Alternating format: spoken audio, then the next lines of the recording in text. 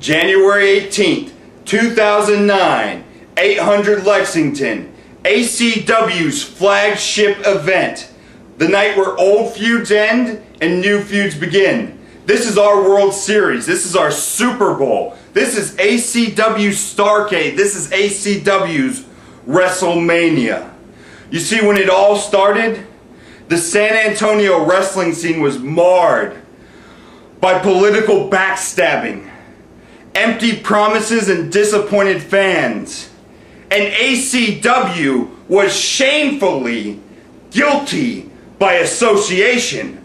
But after 2 years of hanging around the likes of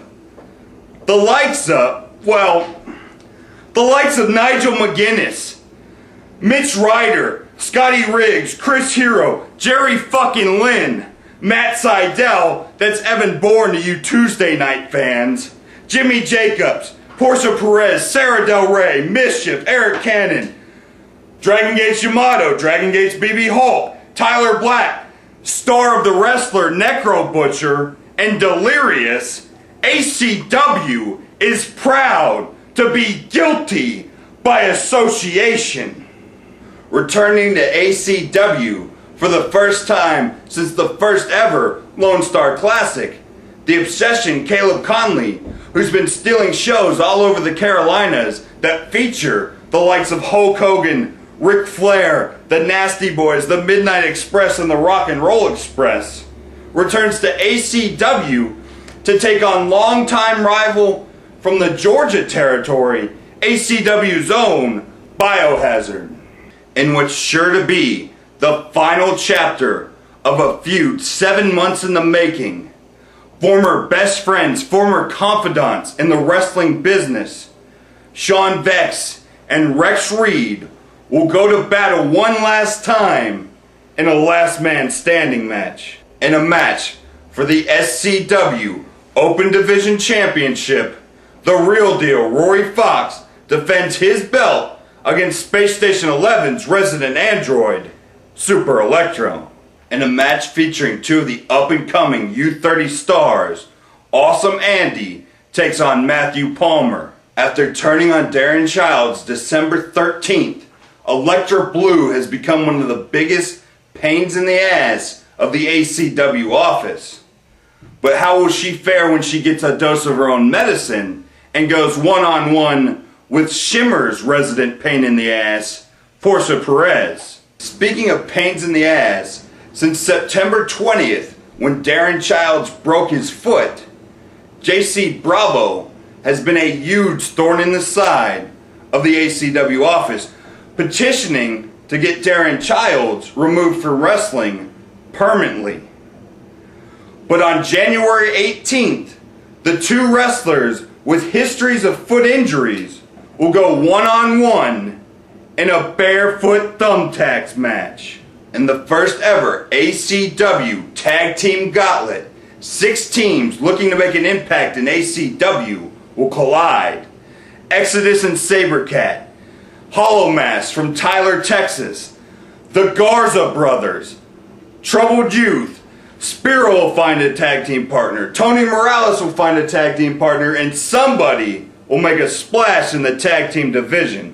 November 16th, after only holding the ACW Tag Team Championships for a mere 3 hours, Pierre Abernathy and the Submission Squad laid out a challenge to the ACW office to take on 3 of ACW's best competitors. And the ACW office answered with Skylar Skelly, Gary J., and Jacob Ladder. So on January 18th, will the Submission Squad be able to back it up, or will Team ACW reign supreme? In a rivalry that started damn near since the start of ACW and escalated throughout the past year, Rachel Summerlyn and Daffney Unger will wrestle for the first time one-on-one in ACW since March throughout all of 2008. Every time Rachel Summerlyn was that close to success, Daffney Unger was there to take it away from her. In their one-on-one match in March, Daffney Unger's partner Mischief, misting Rachel Summerlyn, may very well have been the reason Daffney Unger was successful. When Rachel Summerlyn took on Sarah Del Rey for a spot in the Lone Star Classic, it was Daffney Unger's actions as a special guest referee that kept Rachel Summerlyn from victory again. And after the 6-man tag in September at Keep Austin Weird, Daffney Unger assaulted Rachel Summerlyn once again.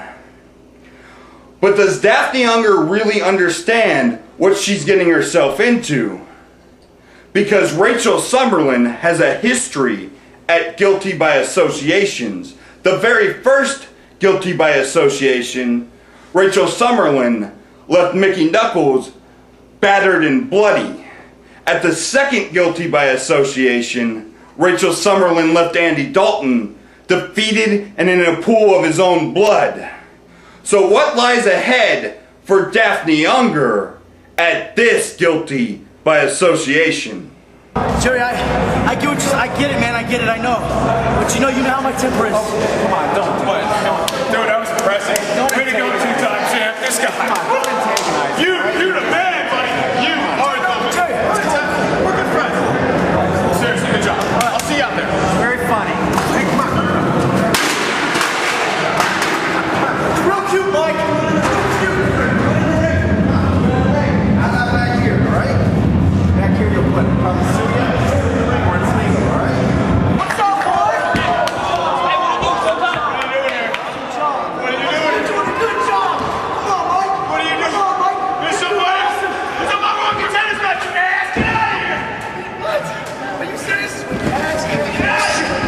In competitive sports, there's certain rivalries that just seem to never die. Yankees-Red Sox, Ohio State-Michigan, Texas-Oklahoma, Ali Frazier, Piper Hogan, Rock and Austin. For ACW, that rivalry may very well be Showtime Scott Summers versus Mike Dell.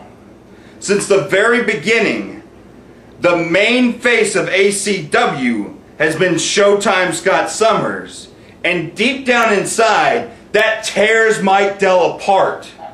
So on January 18th, will Mike Dell finally be able to rise up and claim his spot as the face of ACW?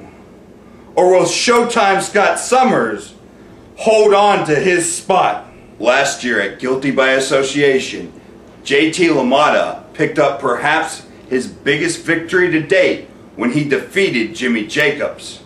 But he's been paying for that victory ever since. Well, maybe that's the problem then. You think I can't handle myself by myself here in Texas? Well, they don't call me half of the Ring of Honor World Tag Team Champions for nothing. So maybe when I come back, I'll bring some backup. In this battle, Jimmy Jacobs has used his steel spike, Tyler Black, Delirious. He's even used his mind games to turn Showtime Scott Summers against JT Lamotta, and at last month's Lone Star Classic took JT Lamotta's Lone Star Cup. So on January 18th, we'll find out, has JT Lamotta finally cleansed his mind of Jimmy Jacobs? Or is Jimmy Jacobs truly unstoppable?